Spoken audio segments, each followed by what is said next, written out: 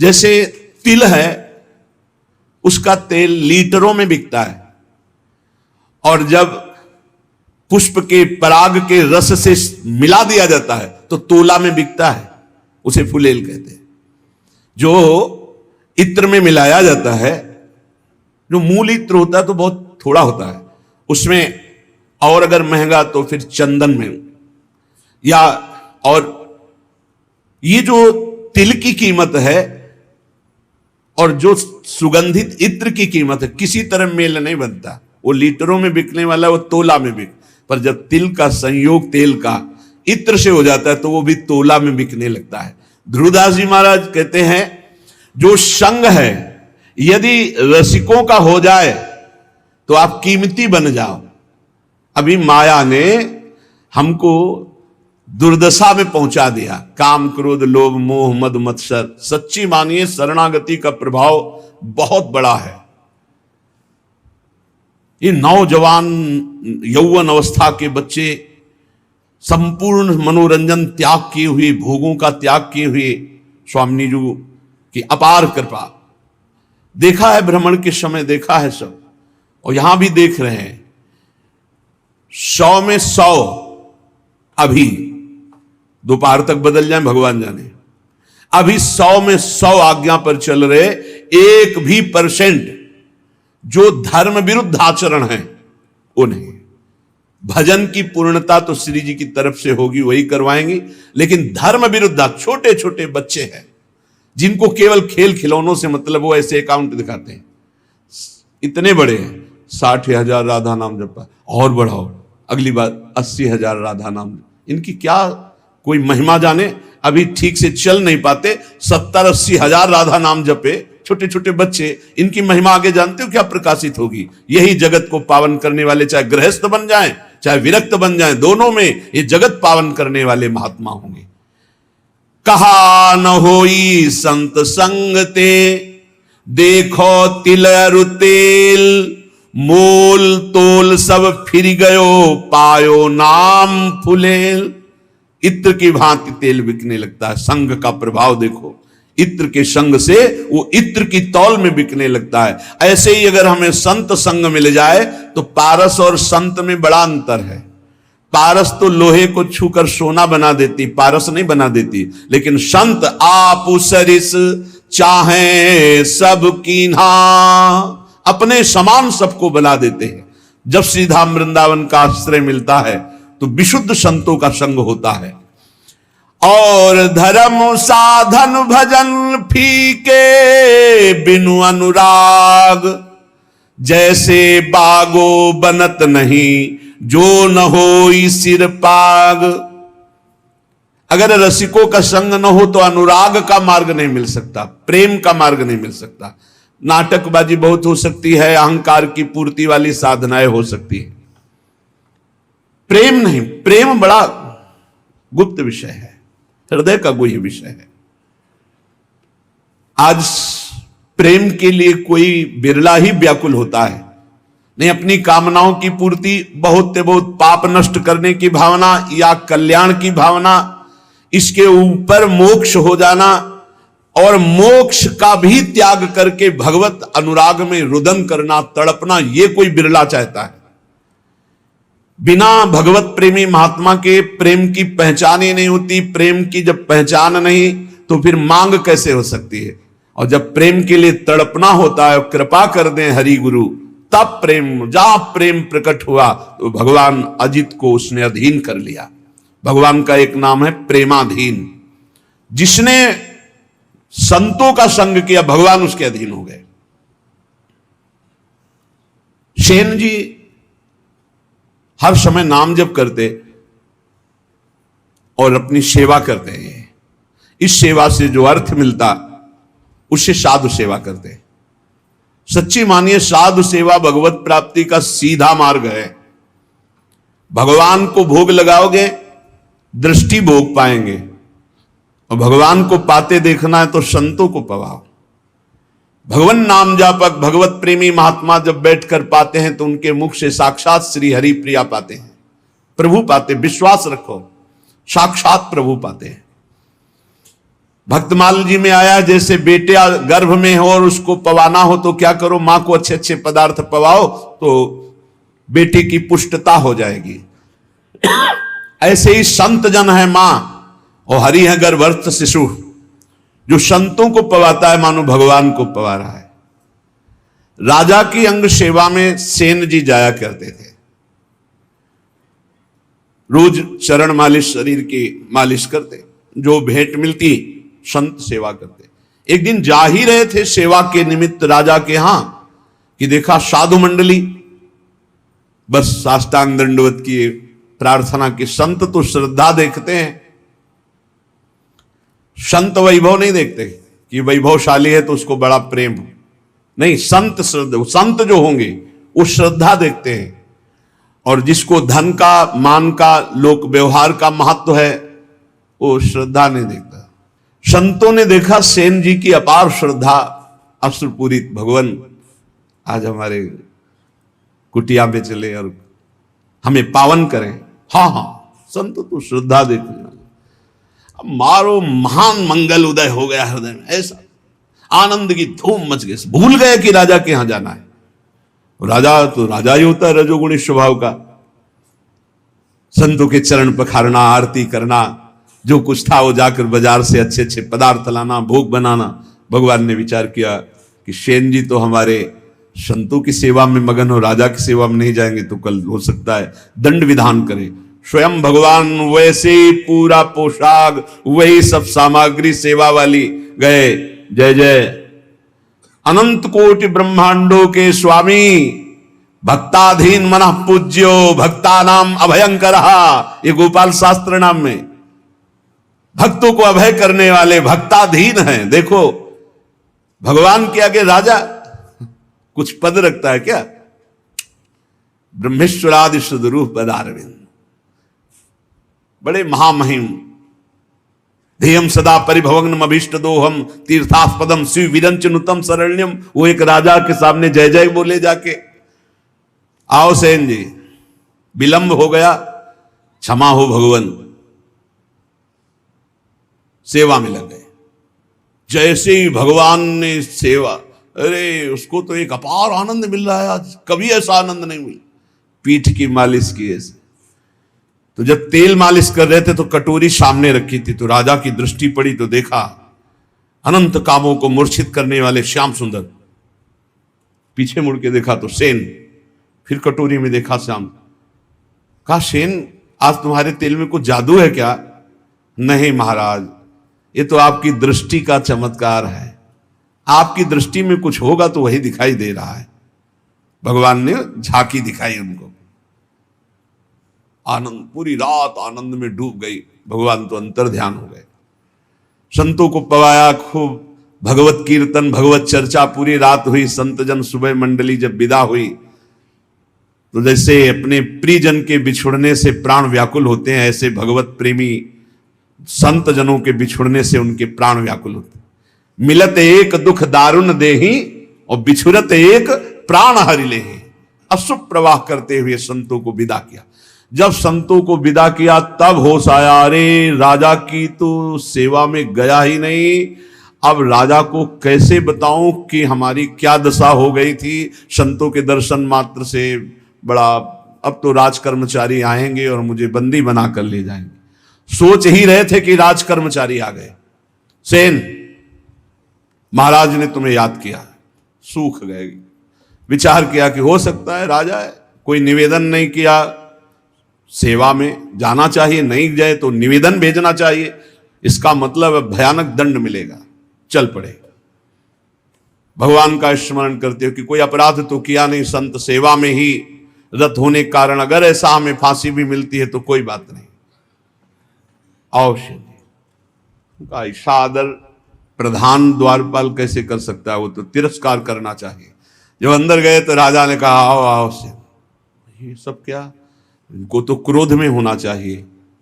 राजा ने कहा सेन, जैसी तुमने कल सेवा की मैं बहुत आनंदित हूं, जो चाहो हमसे मांग लो। मजाक तो नहीं कर रहा, कल तो आए ही नहीं। तो उनका महाराज सेवा क्या? तो उनका सच्ची कल जो तुमने, और अश्रु आ गए।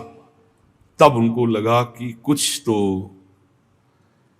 उनका महाराज मेरी सेवा से आपको क्या सुख मिला। बोले मैं एक रहस्य जानना चाहता हूं, कल बार बार मन में आया पर तुम सेवारत थे, इतना आनंद मिल रहा था कि पूछ, कटोरी में देखते थे तो एक श्याम रंग का बड़ा आकर्षणकारी रूप, और जब पीछे देखते तो तुम सेवा कर, क्या कल के तेल में कोई जादू था या क्या था कल? तो उनका सरकार सही बतावे, तुम कल आए ही नहीं। अच्छा, कल तुम आए तो थे, सेवा की? बोले नहीं, वो जो कटोरी में देख रहे थे वो सही देख रहे थे, वो हमारे इष्ट देव हैं, श्याम सुंदर हमारे इष्ट देव हैं। आप नाराज ना हो जाएं, हम संत सेवा में मगन रहे, इसलिए मेरे स्वयं प्रभु शेन का रूप धारण करके और आपके। अब आप पूछे कि मैं बहुत आनंदित हूं, जो इच्छा हो मांग लो, तो सरकार अपनी सेवा से मुक्त कर दो। आज से मैं अपने प्रभु और संतों के सिवा किसी की दास्ता नहीं करूंगा, जो मेरे लिए तुम्हारी सेवा में आए, आज के बाद पूर्ण अनन्य होकर अब किसी अन्य का आश्रय नहीं। और धर्म साधन भजन फीके बिनु अनुराग, और यह अनुराग संत संग से मिलता। बहुत बहुत बहुत महिमा है साधु संग की, पर इसी महिमा का पाखंड दुरुपयोग करता है। पाखंड इसी महिमा का दुरुपयोग करने लगा कि ऐसी महिमा है जिन संतों की, तो उसी का दुरुपयोग, जिनको साधुता का ज्ञान नहीं, जो भगवान का भजन नहीं करते, जो भगवान की प्राप्ति का लक्ष्य नहीं, वो लौकिक सुख सामग्री की चाह के लिए इस वेश का दुरुपयोग और निंदा कराने लगे। नहीं तो वास्तविक सत्य बात है, संत सेवा मात्र से अनुराग प्राप्त होता है। तात स्वर्ग अपवर्ग सुख धरी तुलाय कंग, तूलन ताह सकल मिली जो सुख लव सत्संग। क्षण मात्र के सत्संग से जीवन का परिवर्तन निश्चित है। जो स्वर्ग और पृथ्वी के भोग और मोक्ष सुख का भी तिरस्कार करवा दे, ऐसा अनुराग संत संग से प्राप्त होता है। जैसे नक्शिक सुंदर वेशभूषा हो और सिर पर पाग ना हो तो शोभा नहीं बनती, ऐसे सब साधन हो और प्रेम ना हो तो शोभा नहीं उन साधनों की। प्रेम बिना जो कछु करे सो नहीं लागे नीक, विविध भांति व्यंजन करो लोन बिना सब फीक। जैसे बढ़िया कढ़ी दाल सब्जी सब बने हो, इसके बाद नमक बिल्कुल न डालो, कैसा लगा? सब फीका। बोले ऐसे बढ़िया व्रत नियम संयम साधन सब चल रहे हैं, पर तुम्हें हरि अनुराग नहीं है, प्रभु से अपनापन नहीं, प्रेम नहीं, तो बोले सब व्यंजन जैसे नमक के बिना फीके लगे, ऐसे प्रेम के बिना सब साधन फीके। साधनों का स्वाद क्या है? अनुराग, प्रेम, प्रेम पूर्वक श्रवण, प्रेम पूर्वक कीर्तन, प्रेम पूर्वक दासत्व, अर्चन, बंधन, सख्य, आत्मसमर्पण। नवल किशोरी कुंवर की सहज ऐसी बानी, ताको संग न छाणही नेकु शरण गहे आनी। हमारी नवल किशोरी लाडली जू श्री श्यामा जू का सहज स्वभाव है, बाना है, विरध है कि कोई जबान से भी शरणागत होने लगे। तीन प्रकार की शरणागत होती है, एक वाणी की, एक मन की और एक शरीर की।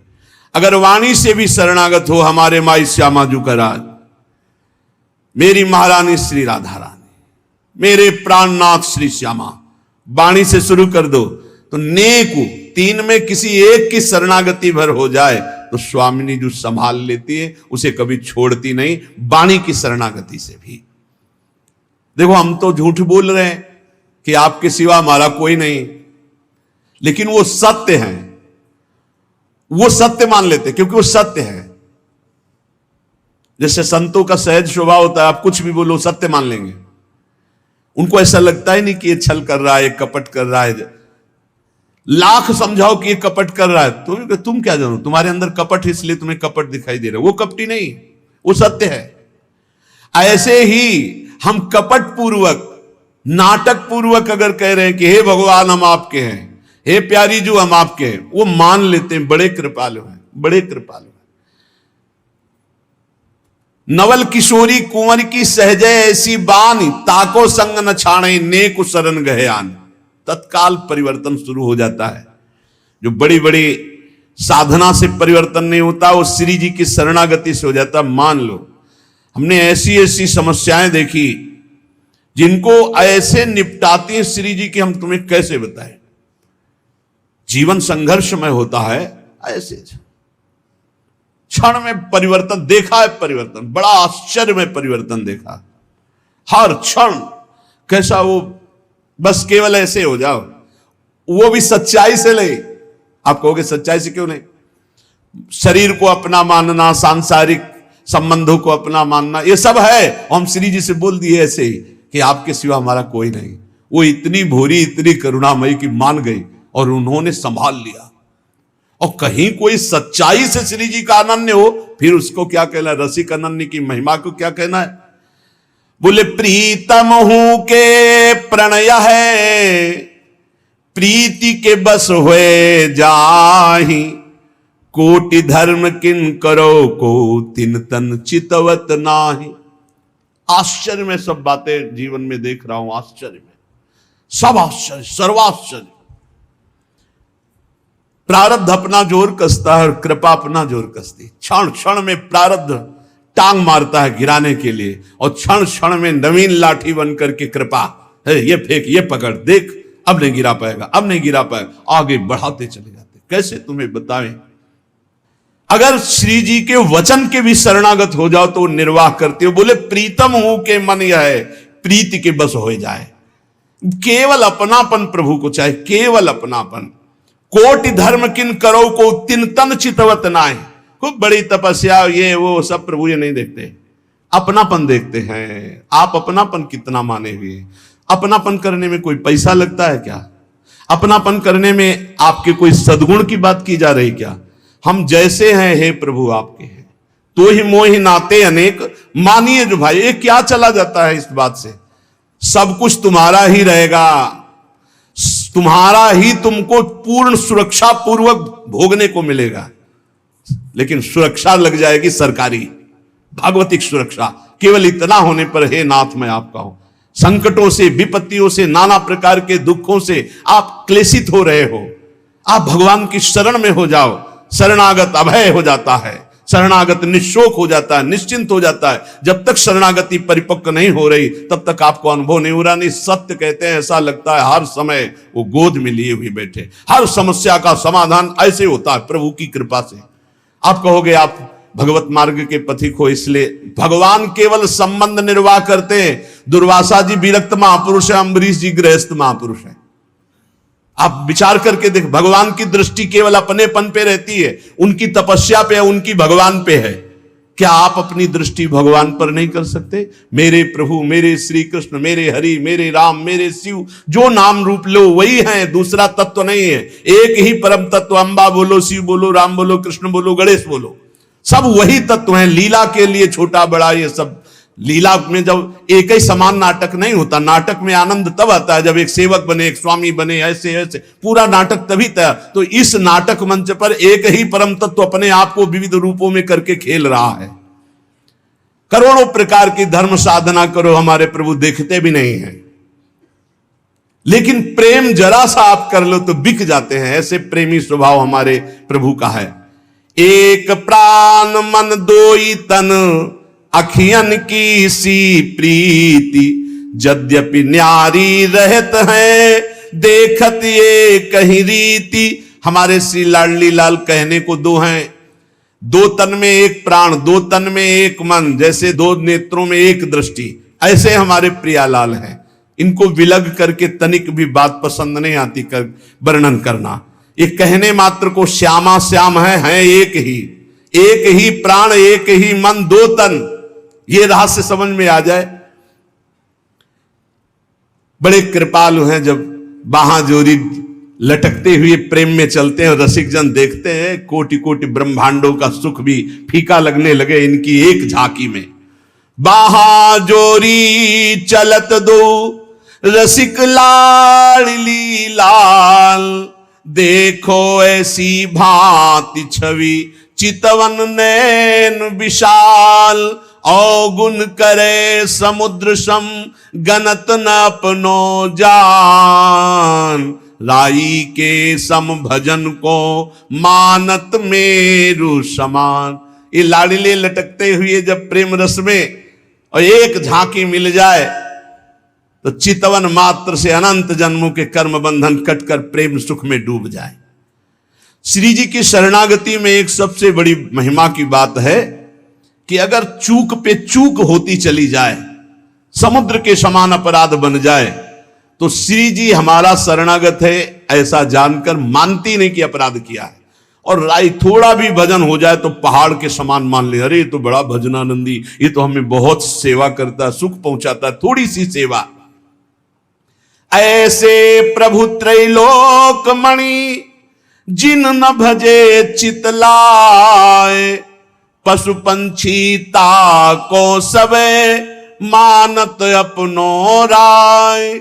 ऐसे स्वामिनी जी को, ऐसे लालजू का जो भजन नहीं करते, वो पशु पंछी से भी गिरे हुए हैं, क्योंकि वो ऊपर उठ रहे हैं, तुम नीचे गिर रहे हो। वो अपने कर्म का भोग करके ऊपर उठ रहे हैं मानव योनि की तरफ, तुम मानव योनि से नीचे गिर रहे हो। इसलिए मनुष्य जीवन का परम लाभ भगवत प्रेम है। प्रेम इसका कभी अंत नहीं होता। जैसे कहते हैं कि जैसा पहले भजन होता था प्रेम हो, अब वैसा प्रेम, वो प्रेम नहीं है, वो कृपा होती सबसे पहले स्वाद दिलाने के लिए, आपको आकर्षण करने के लिए। प्रेम जिस दिन से प्रकट होगा उस दिन से सदैव बढ़ता रहेगा और कभी भी एक क्षण के लिए भी कम नहीं होता, उसे प्रेम कहते हैं। जब प्रेम प्रकट होगा तो किसी और सुख की चाह नहीं रह जाएगी, ये उसकी पहचान है। रहन न पावत और रस जहां प्रेम को राज, सकल सुखन को दल मले जो पंछिन में बाज। बोले जब प्रेम देव का हृदय में प्रादुर्भाव होता है और बिना प्रेम मिले प्रियालाल का साक्षात्कार नहीं होता। प्रेम देवता मिले बिना सिद्ध होए न कारज। जब तक प्रेम नहीं आएगा तब तक हमारा कार्य सिद्ध नहीं होगा, अर्थात प्रियालाल का साक्षात्कार नहीं होगा, क्योंकि प्रेम के खिलौना दो खेलत है प्रेम खेल। बिना प्रेम के प्रेम रूपी प्रभु का दर्शन नहीं हो सकता। जब प्रेम हृदय में आता तो रहन न पावत और रस, अगर कोई और चाह है तो प्रेम नहीं है। प्रेम का स्वरूप है कामना रहितम। जब प्रेम प्रकट होगा तो कामना एक भी नहीं रह जाएगी। बोले कैसे? बोले हजारों पक्षी जैसे चुन रहा, जे ही बाज उतरा तो आपको पूरी फील्ड में एको पक्षी नहीं रह पाया, और अगर रुका तो दल मलय, उस समय उसका नाश पक्का है। जो पक्षी रुक गया, झपट में आ गया, बाज के पंजे में इतनी ताकत है, फंस जाए ना बस वो मृत्यु समझो उस पक्षी की। ऐसे ही प्रेम जिस हृदय में उतरता है तो काम क्रोध लोभ मोह मद मत्सर ईर्ष्या द्वेष कुछ भी नहीं रह जाता, और जो रहा वो भस्म हो गया। प्रेम का ऐसा प्रभाव। मन पंछी तब लगी उड़े विषय वासना माही, प्रेम बाज की झपट में जब लगी आयो नाही। बोले मन पंछी खूब उड़ रहा है विषयों में, बोले मन नहीं लग रहा, भटक रहा है। एक बार प्रेम उदय होगा तो ऐसा ये फंस जाएगा जैसे बाज के पंजे में पंछी, ऐसे प्रेम में फंस करके मन पंग हो जाएगा, उड़ने की ताकत ही नहीं रहेगी, मन ही मन नहीं रह जाएगा, अमना हो जाएगा।